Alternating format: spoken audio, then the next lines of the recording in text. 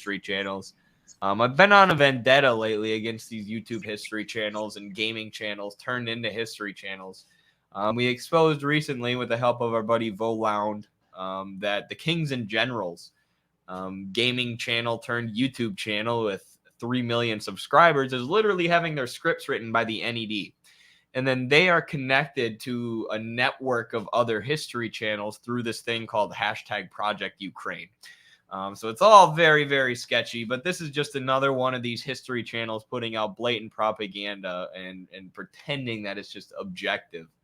But they went really off the rails with this one called The Cult Many Are In But Don't Realize, and it's about dialectical materialism. So anything to say going in, Carlos? Do you think that this video will change our mind about dialectical materialism and we'll leave the video thinking that we are in a cult, knowing that we are in a cult? Finally, having our eyes open to the cult. I thought we were already cognizant of the fact that this was a cult. I have a little Marx candle, and it's whenever we have a question, we go back to the sacred texts. It's a cult. We're in a cult. It is. No, that's Noah every night. Yes. Yeah. All right, let's check this out. I can only imagine what kind of arguments we're about to hear.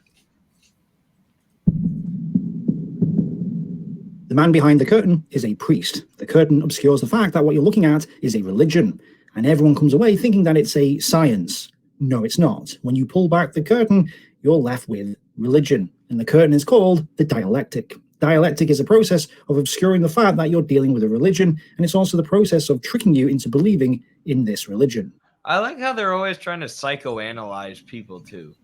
The liberals always think they're so much smarter than you, and they can tell you what you believe. That's something Noah notices all the time because he hates when rich liberals talk down to him. But it's always like psychoanalyzing people. No, you're just stupid and you're tricked into believing this religion. Yeah. That's pretty. It just doesn't make any sense. Because, like, dialectics, there's no such thing as dialectics in general. There's, like, different forms of dialectics. You have, like, the Platonic dialectic, the Aristotelian dialectic, the Heraclitean dialectic, those various dialectics within the scholastics.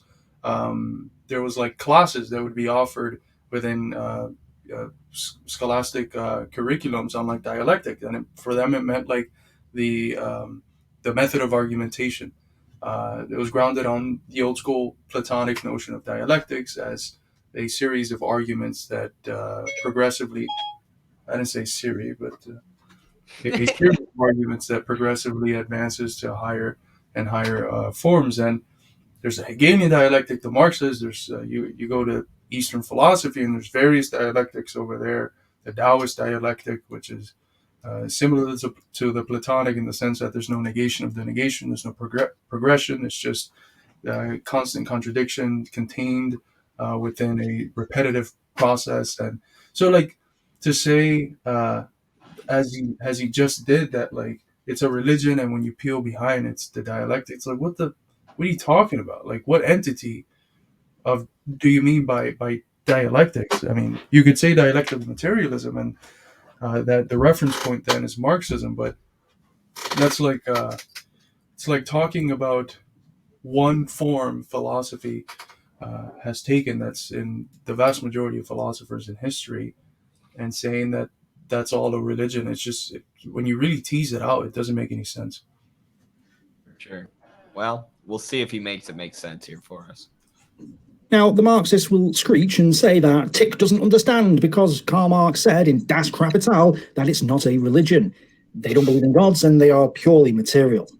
But it is a religion. And I don't care what the curtain says. It's a religion, and I'm going to prove it. But it's not just Marx, it's Mosley, Mussolini, and Hitler as well. They all believe in this religion, and they all use the dialectic to... Hitler, the famous dialectical materialist. Bro, what the hell? Oh, what the hell? I don't even know. This guy's supposed to be a historian, right? He knows Hitler and Mussolini killed all the people we would consider scientific socialists, dialectical materialists like Rosa Luxemburg, who I have on my bookshelf back there. You know who I don't have on my bookshelf? Or what I don't have? Mein Kampf or Mussolini's book on fascism. It's not part of the dialectical materialist tradition. You dipshit. And we should read it to know what these people were thinking. Gentile and all these. We should engage with their work. But it's completely absurd, because if you know the history of fascism and the ideology and the judicature, and just like where fascism took inspiration from, you see, as Lasordo points, that fascism is a product of the tradition of liberalism. There's nothing, when you analyze the history of liberalism, there's nothing, there's no breaks where one could point at and be like, oh, okay, that's incompatible with what then develops into fascism. It's always an ingrained component of that tradition, precisely because fascism is really just a form that capitalism takes in the moments of crisis, where the most reactionary and terroristic elements of the state come out in order to suppress the workers' movement, or to pull back democratic rights that have been won in previous decades for the sake of the profits of big business. That's all that fascism is. It's an operation that's always within capitalism, and it's got a relationship that resembles more, as Rockhill has mentioned in his work on fascism, a now you see me, now you don't. It's like, it is capitalism taking a specific form at a specific time. So to compare that to equate that to communism, and then have the bourgeois liberal tradition be disassociated, is completely wrong. It's historically dishonest, and it's dangerous, because it fails to grasp what fascism actually is, and you're unable to understand what allowed fascism to develop, and you're unable to fight it if you don't understand it. Precisely, brother. I had something else I was gonna say. I kind of forgot it though. I was gonna say, I think liberals have a religion. They worship Hannah Arendt and the origins of totalitarianism. And no matter how much evidence that they're shown to the contrary, they'll always conflate communism and fascism. Even at the time of World War II, when the communists were defeating the fascists and making great sacrifices to do so. To obscure the fact that it is a religion. The dialectic explains why, when you read their books, a lot of the time it sounds really strange. When you're reading Das Kapital or Mein Kampf, you're thinking, why has he written it like that? Why is he not using normal language? Dude, what the fuck? He hasn't read the books, has he? Mein Kampf sucks. Okay, I'm sorry. It's not a well-written book. Like, you can say that Das Kapital is confusing, but it's this brilliant, logical, materialist exposition of the development of different modes of production over time. Marx is extremely, and is notably so, extremely meticulous with his sources, right? Because he's drawing from material reality. He's drawing from what's known about the world. So what's so strange about that? The first 3 chapters are complex, but and then just to lump that in with Mein Kampf is, for anybody who's read this book, that line would make you laugh. But what the thing is his audience hasn't read these things. So you can just lump, Mein Kampf together with Das Kapital, and this lie has been repeated so many times that, the Nazis were socialists, and socialism and fascism are to be equated, or Marxism and fascism, that they can just say these things without any pushback. These just things that are completely absurd on their face. Right, and what sort of standard for a set is he using? It's such an extremely broad standard, which is, this text is difficult. Why aren't they using quote unquote normal language? By that standard, like Russell's Principia Mathematica is in there with Hegel's Science of Logic, Marx's Capital, Mein Kampf, and Wittgenstein's Logical Investigations is in. It's like any text, the vast majority of thorough, rigorous scientific texts are difficult to read. even if they're written by, people who in other works they write very clearly in quotidian English. So like, how is he? How is that an argument? How is that something that makes sense when you're approaching this sort of grouping? Um, why all of these texts sound like they're not written normally. It's like, what the fuck? What does that mean? I'm not a philosopher, but this seems philosophically incoherent too. And the dialectic explains it. Anyone who believes in the dialectic writes really badly, and the reason why is because their objective is not to explain, it's to obscure. They are the curtain that pulls itself in front of the priest. So, in order to explain this, I have to remind you of what this religion is. James Lindsay has once again explained this brilliantly. I mean, it's so not that, though. It's to go from the abstract into the concrete to confirm the abstract. We come up with ideas. We test those ideas by looking at the material, or we look at the material, the concrete. We form ideas about it. We test those ideas by looking at the concrete again. We use that to change our ideas. There's nothing obscure about it. It's very simple. I mean, it can be summed up as the scientific method. Using our power of observation to determine our theory and determine what we know about the world. Nothing's being obscured. The goal is to get to the concrete, to understand the concrete as closely as possible, to approach truth as much as possible. So what's being obscured to you? You just don't want to see the truth. You're blinded by your liberal religion. In a series of lectures on YouTube. I will post links to those lectures below.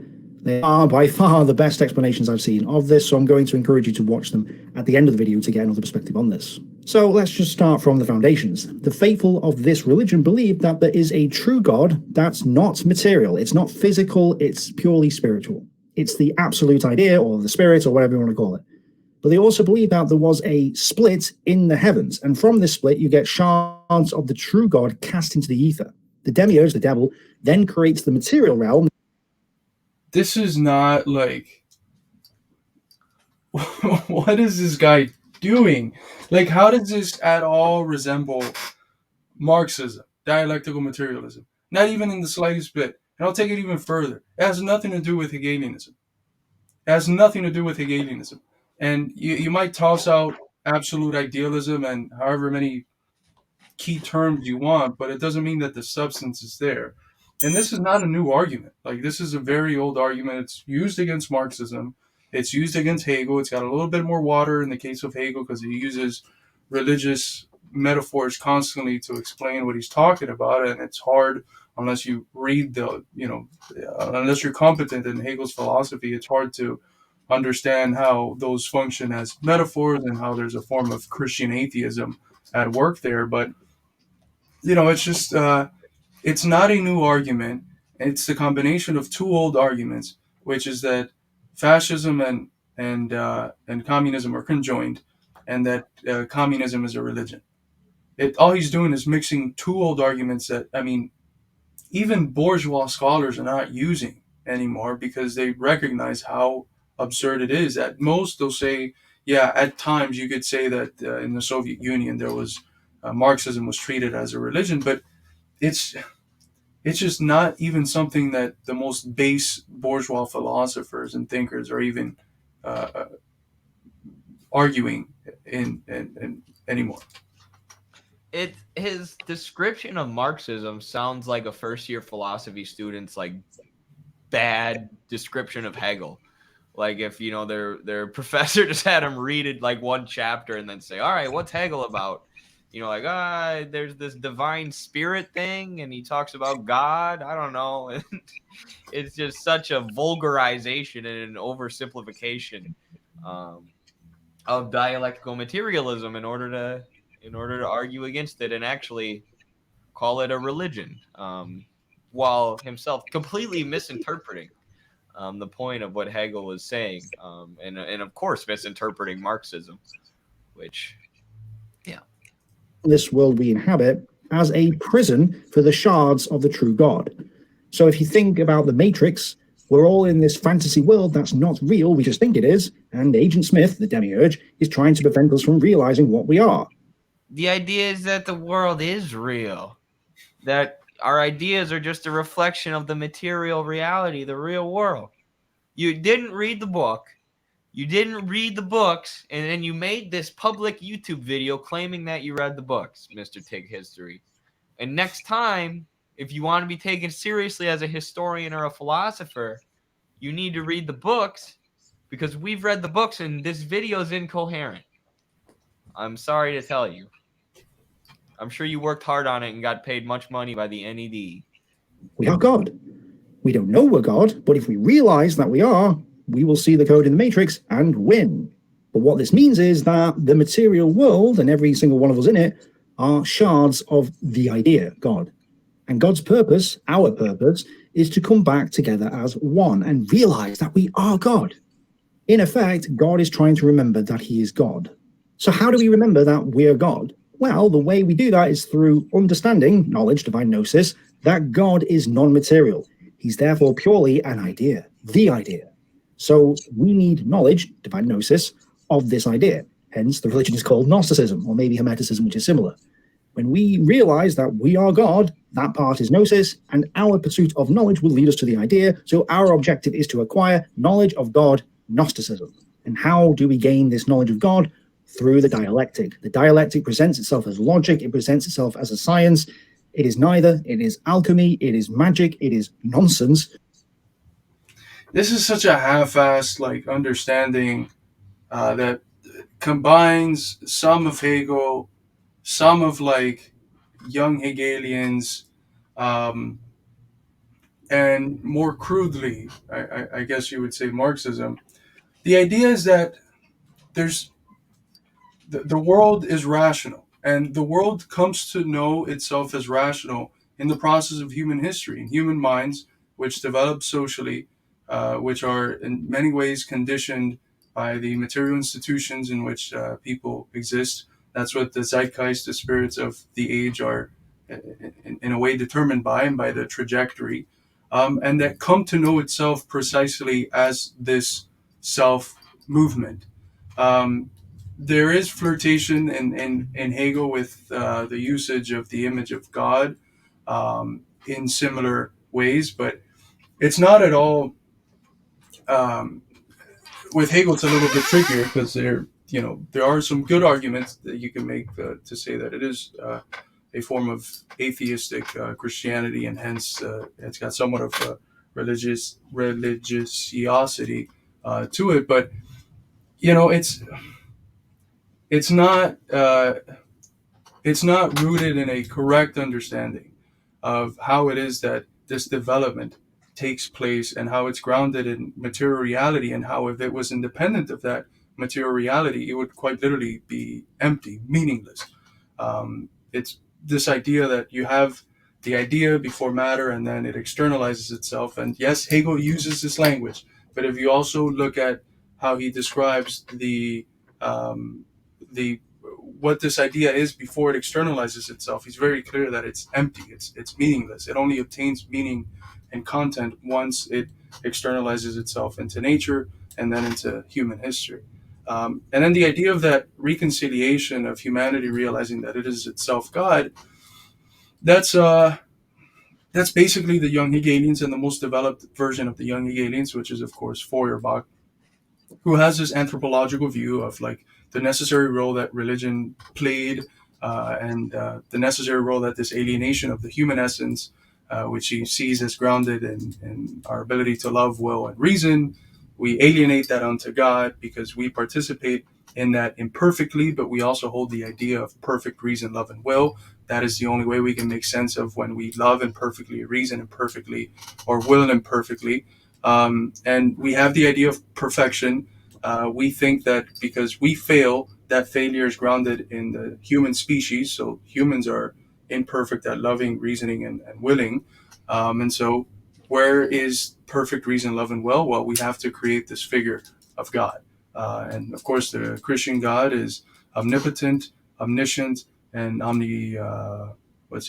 all-powerful, all-knowing, and omni-loving. So all powerful, all knowing, and all loving, we alienate our essence, we externalize it into the figure of God, and then we're able to historically come to realize what we've done, and by adhering to Christianity, we're really adhering to our human essence in an alienated form.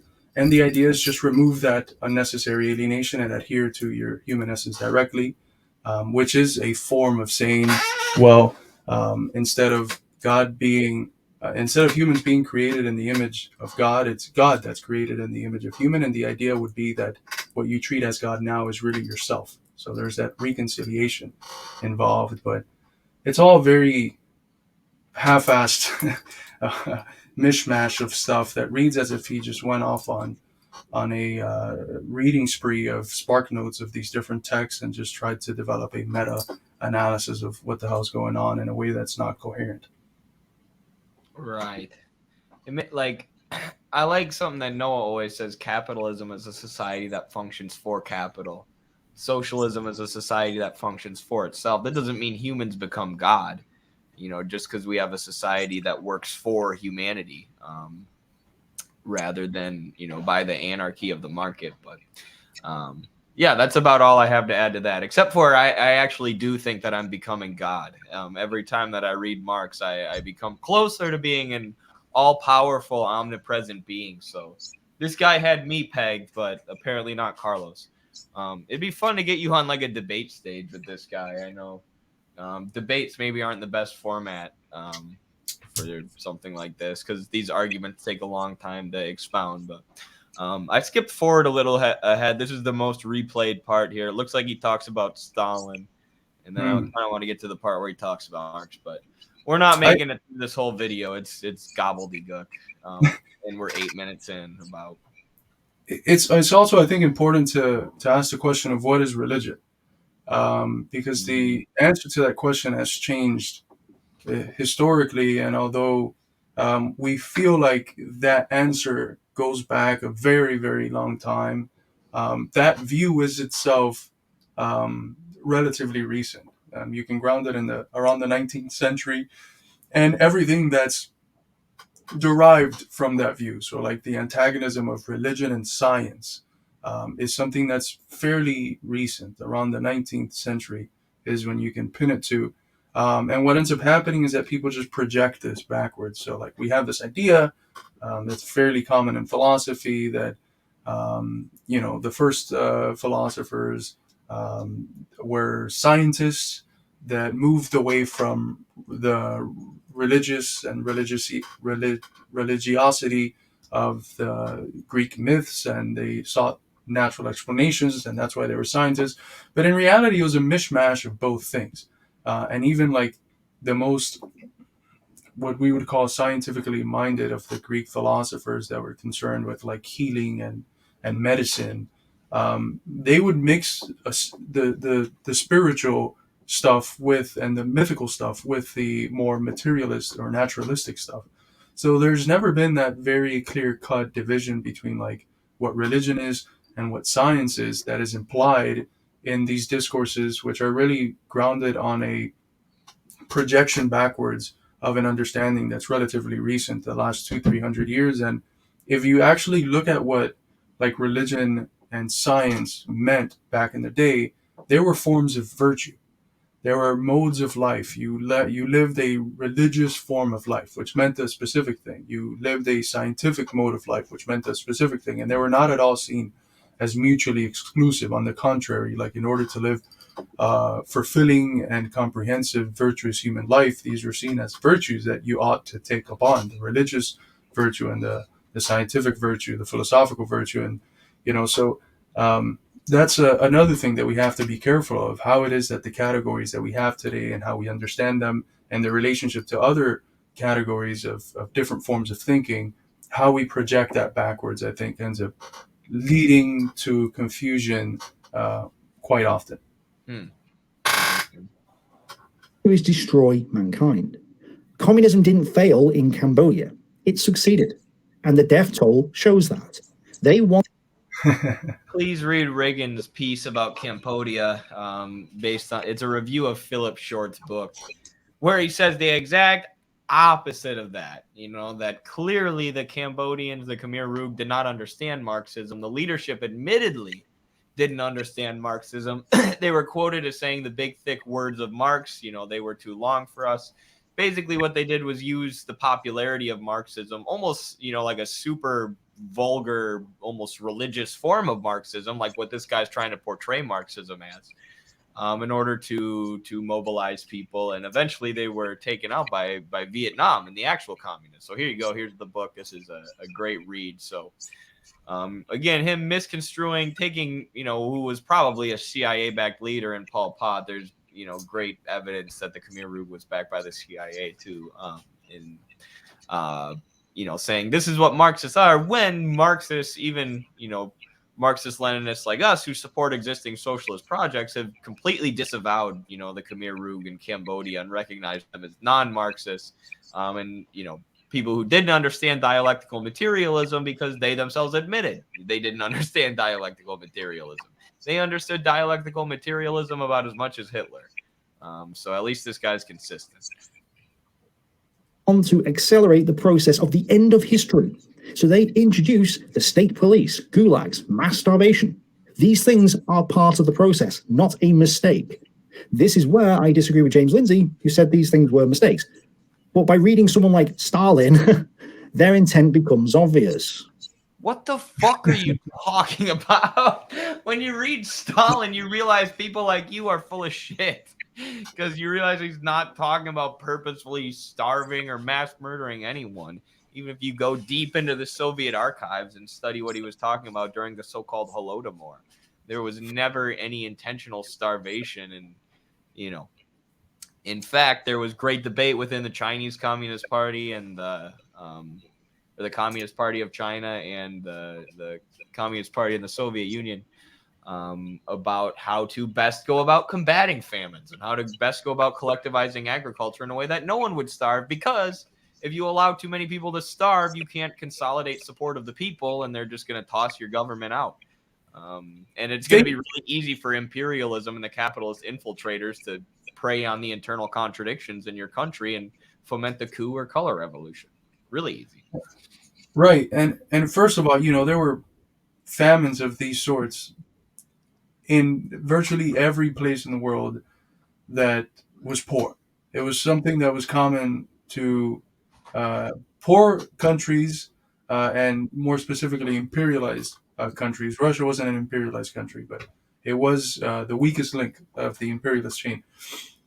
But what's always ignored is that famines were literally abolished in that area when they kept on in other non-socialist areas for decades and decades and decades. And those famines are ignored because those deaths cannot be politicized in order to critique communism and spin an anti-communist narrative. So, yeah, there's a famine.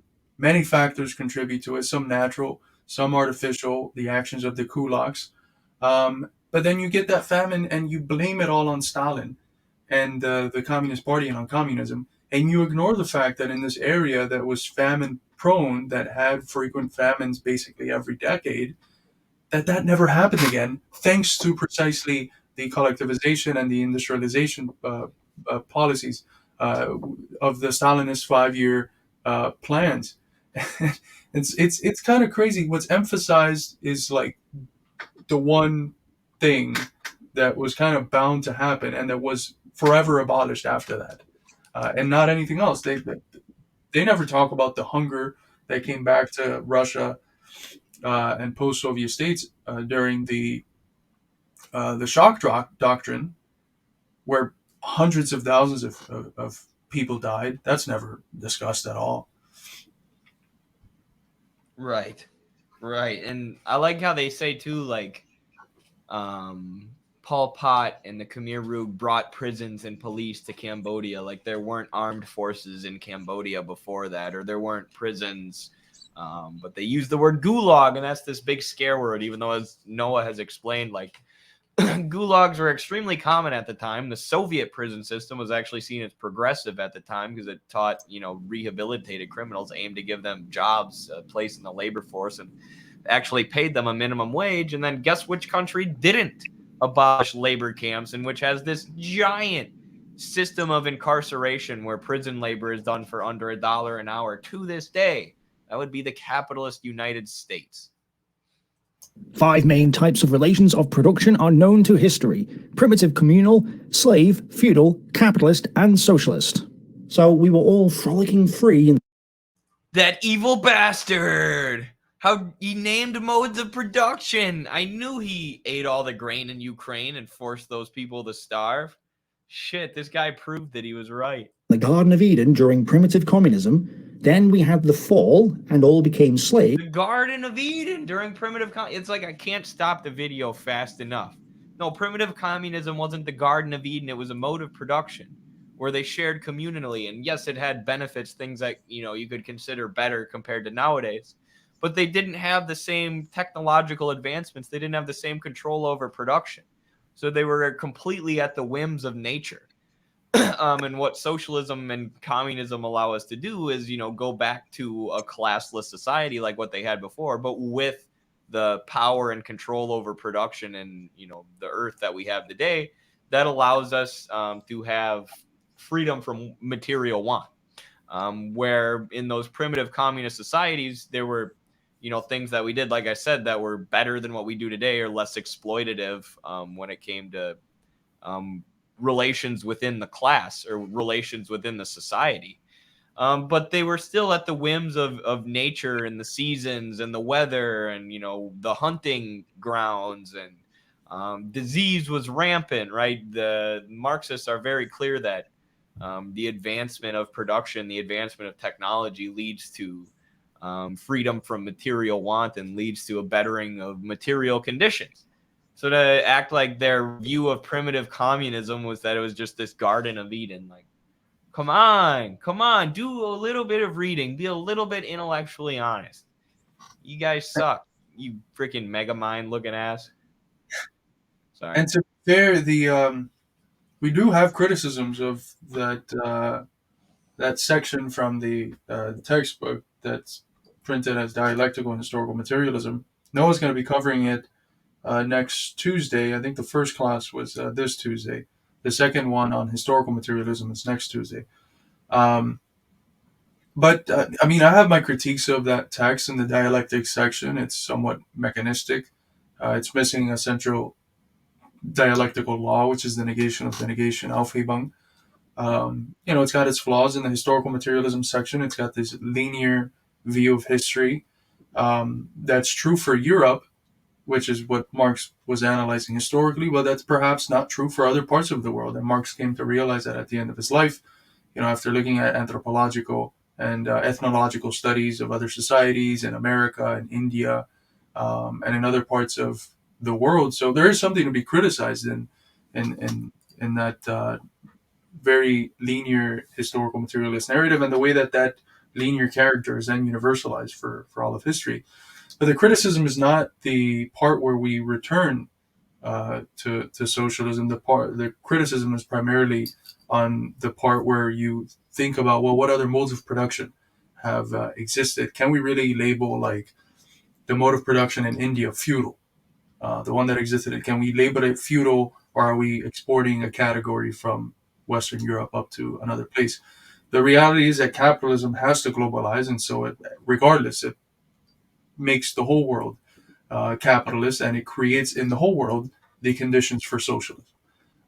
So those last two stages, capitalism and socialism, are true and have been proven true universally because of capitalism's universal character. So it's not like these texts are perfect, and they're not meant to be perfect. They're meant to be like an elementary introduction so that people can learn the basics and then develop from that a more concrete understanding of historical materialism or of the dialectic. And he's doing the same thing that the Western Marxists do, which is they take this very introductory pamphlet that's like 36 pages, and they say, this is Soviet Marxism, and I will prove to you why it's so backwards and vulgar and mechanistic. It's like, It's ridiculous. It's like rejecting evolutionary theory because a second grade textbook on Darwin or chapter on Darwin is like simplistic or simplified. It's absurd. The process of learning is a dialectical process that is a process that requires time for people to concretize and for them to achieve higher forms of knowledge. And you can't like give someone Ilyenkov when they've never read the history of philosophy and expect them to know what the hell is being said. But you can start them off with the Soviet manuals or with Stalin's textbook, and they begin to grasp things and begin to be capable of grasping things that are perhaps a little bit more profound and richer and complex in content. And then that keeps going, and eventually they can read Hegel and understand what the hell is being said. But it's a process. And to pick the simplest, most elementary point of that and treat it as if it's the most developed form of that sort of thought is just intellectually dishonest. I just love how he said Marxists are evil and they purposefully starve people, and it becomes really clear when you read Stalin, and it's just Stalin being like, here are the modes of production throughout history. Like, where in that is he saying he wants to intentionally starve people? It just went right over like this guy's head here. But we've started to free ourselves, going from slavery to feudalism and feudalism to capitalism. We were, at least up to a point, getting freer. But what's the aim of the communists? To get us back to communism, to send us back to the Garden of Eden. So how are they going to do that? No, dude, I explained that before you even made your argument. That's how stupid this is. I could see exactly where it was going. No, the idea is now that we have control over production, we have advancement in the productive forces, which is the material place. The place or the role in history that capitalism plays that prepares, creates fertile grounds, as Carlos would say, for socialism to come about. It's the negation of the negation. You have, primitive communism at first, then it develops into class society because of advancements in the means of production and technology.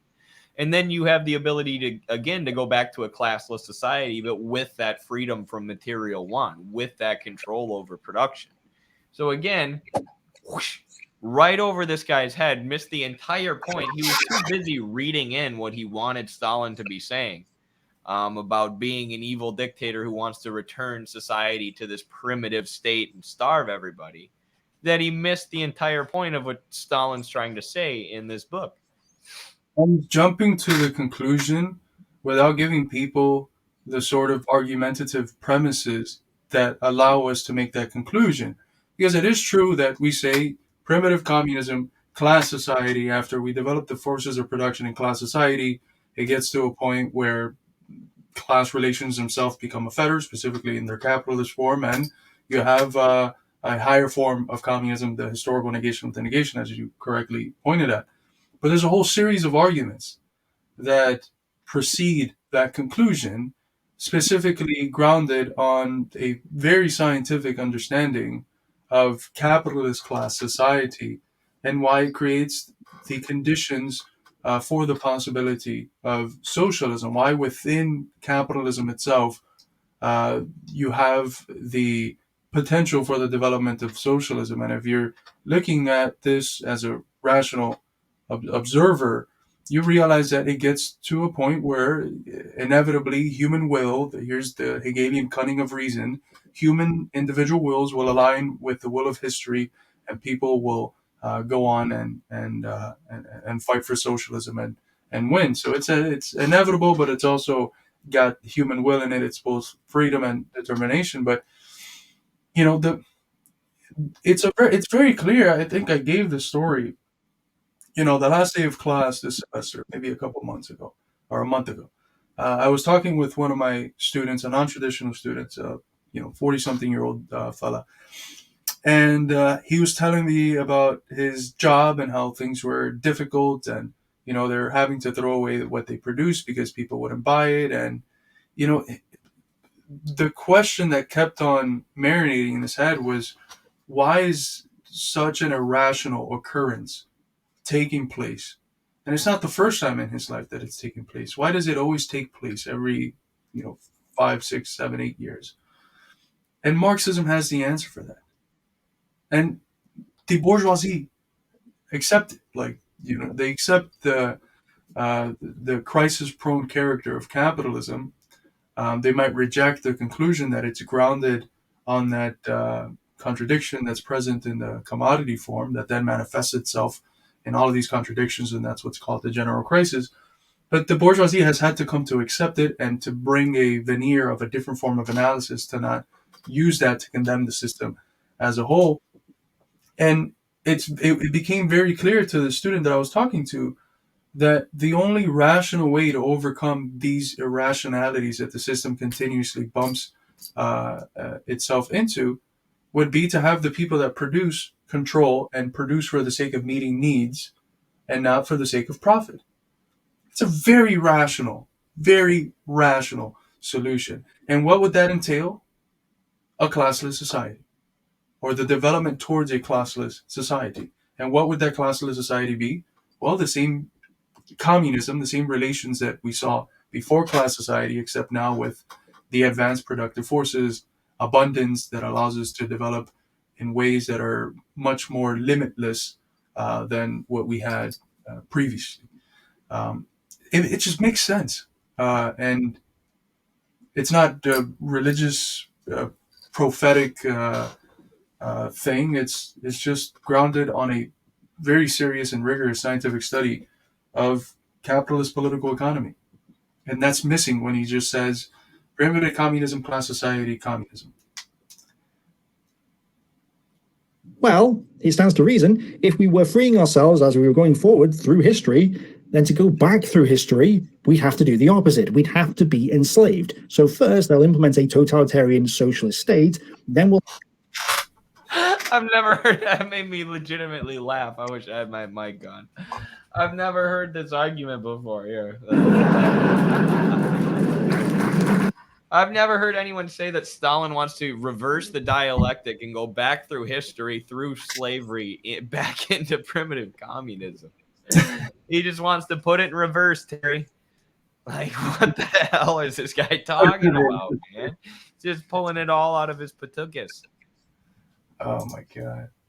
We'll have the rapture, and the state will wither away at the end of history. But of course, mankind will wither away along with it. And the survivors, the priests of the cult, will end up back in primitive communism. They'll end up back in the Garden of Eden and close to God again. No, dude, the reason it's called primitive communism is because it's the old version. It's the old version of a classless society. It's not returning to primitive communism. It's called that because they didn't have advanced productive forces like we have today. Can I just, for the listeners, because this is fucking hilarious, what you just said. Put it in, yeah. Hold the hand, Chico. This is Stalin right here. Hey, hold on. Lighting the revolution. Oh my God. You got two cars coming two different ways. Here you go there.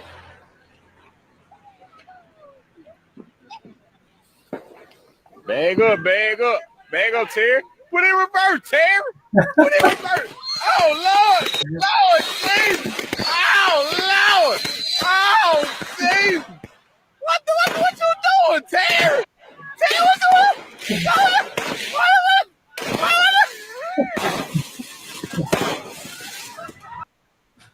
Put it in reverse, Terry. That's communism. Yep. Right there. It's all nonsense. The objective is not to bring about paradise for everyone, it's to bring a return to paradise for the priests only, because they know there's only so much room in the Garden of Eden. So the deaths and starvation in the camps are all part of the process of accelerating the destruction of society. In broad outline, the Asiatic, ancient, feudal, and modern bourgeois modes of production may be designated as epochs, marking progress in the economic development of society. The bourgeois mode of production is the last antagonistic form of the social process of production. But the productive forces developing within bourgeois society create also the material conditions for a solution of this antagonism. It's so genius, dude. It's so, I love even just short paragraphs from Marx. Like, they're so dense, so filled with information.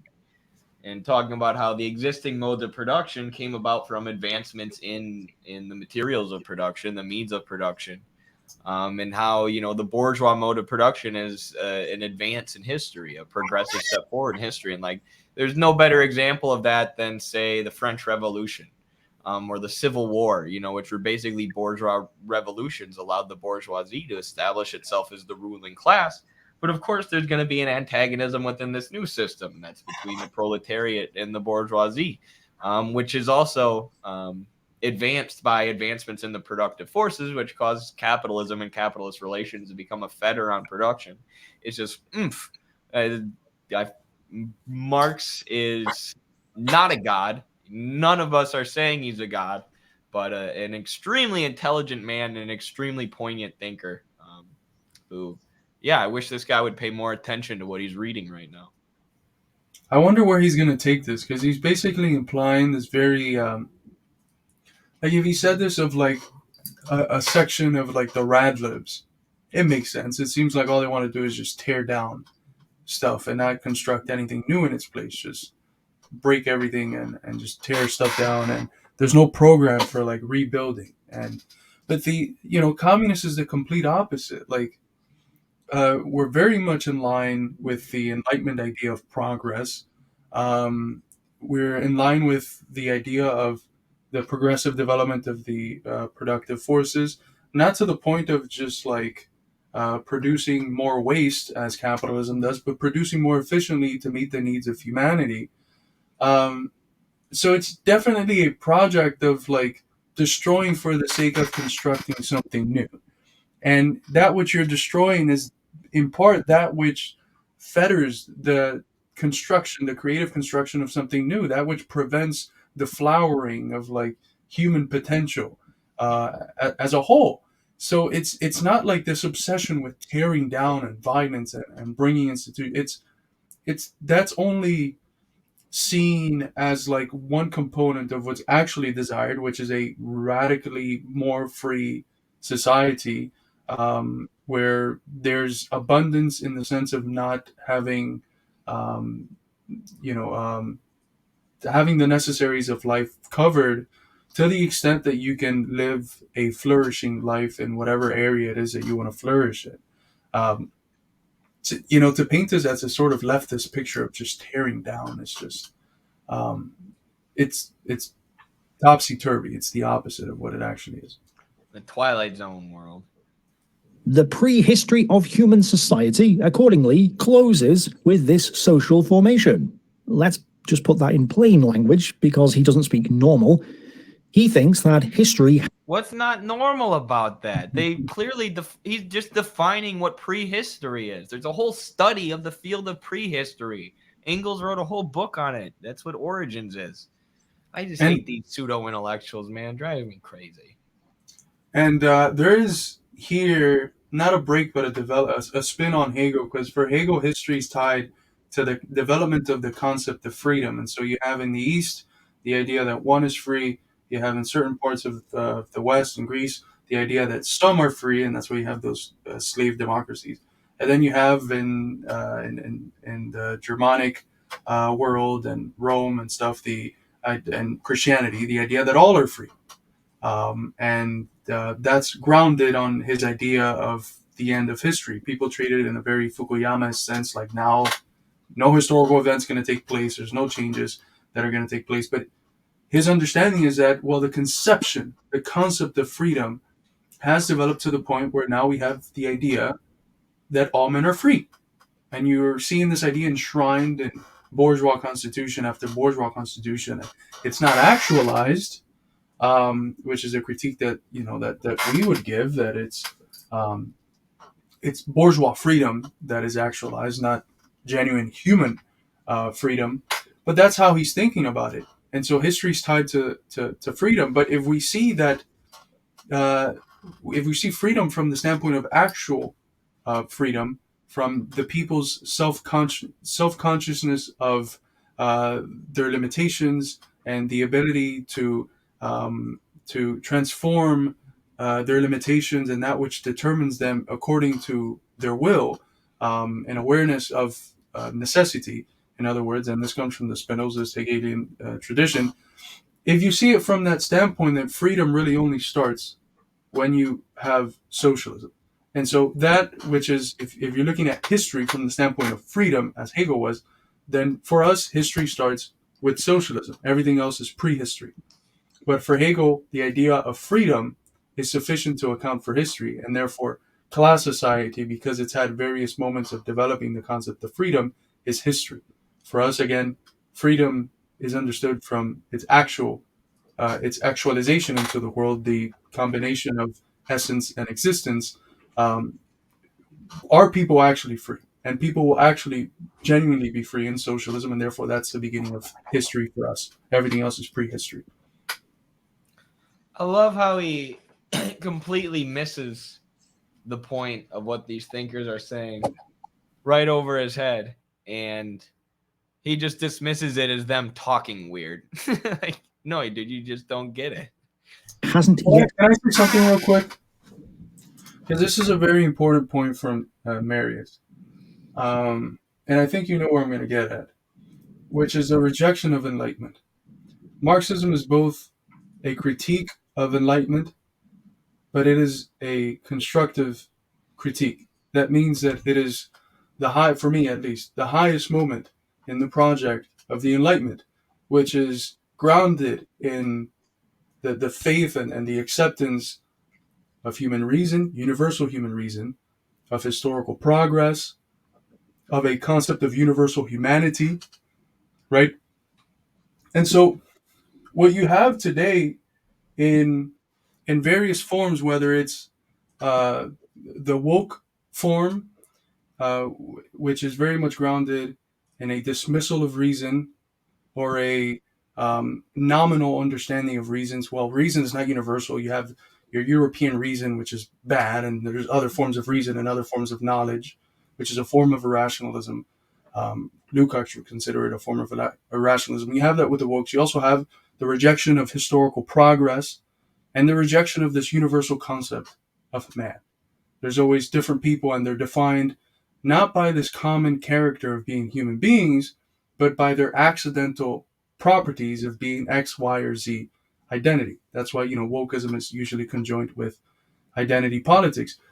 Philosophically, what are they rooted in? Well, they're rooted in Foucault. All those ideas are in Foucault. And where is Foucault bringing those ideas out of? Heidegger and Schmidt.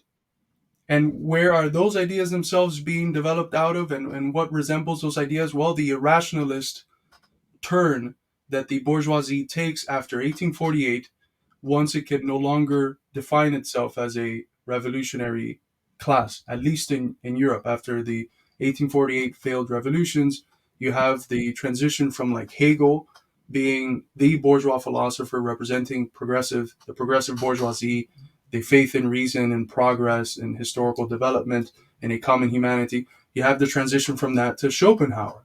And then you have Nietzsche. And then you have this whole series of irrationalist bourgeois philosophers. So what you have with the wokes, with woke thinking, is precisely that, a turn towards tribalism, the rejection of the universal conception of man, the rejection of the idea of universal reason, the rejection of the idea of universal progress. That's why they reject in part Marxism, because Marxism is the most advanced and concrete form of that tradition. But then what do you have with the other side? The other side that's acting as a mirror of wokeism, you have precisely the same thing. There's certain tendencies now to turn towards Heidegger. What does that turn entail? It entails a turn towards philosophical foundations which are the same as the wokes. And this is a point that we've brought up in various other streams, which is how the philosophical foundation of woke thought is little different from conservative reactionary philosophies of the past, which all rejected the Enlightenment understanding of a universal humanity, of universal reason, and of historical progress, that considered their historical forms of life to be eternal, a specific class of people, rich white men or whatever, to be, the most advanced form of humanity, the hierarchically highest, richest form of humanity, and everyone else to just be lower. So when you have this turn in the name of criticizing wokeism towards philosophical foundations which are the same as wokeism, that are grounded in the critique of modernism and the critique of the Enlightenment, and not its sublation in the form that it takes in Marxism, all you're doing is allowing the same philosophy which produces wokeism to enter into your so-called Marxism. And so it's impotent in criticizing wokeism or anything like identity politics. It's fully impotent because it's appealing to the same philosophical foundations as those which ground wokeism, which is anti-reason, anti-historical progress, anti the universal category of man. Man is dead. That's Foucault's one of Foucault's central dictums. It's found in Schmidt. It's found in Heidegger. So this is important to bring up. I think it was Marius who brought it up. It's a critique of liberalism, but it's not it's a form of a progressive critique of the Enlightenment and of modernity, a critique that takes it to its rational conclusions, that takes its kernel to its rational conclusions, and not fully condemns and rejects it, which in doing so, it's perpetuating the form of life that allowed the rise of the Enlightenment, which is capitalism.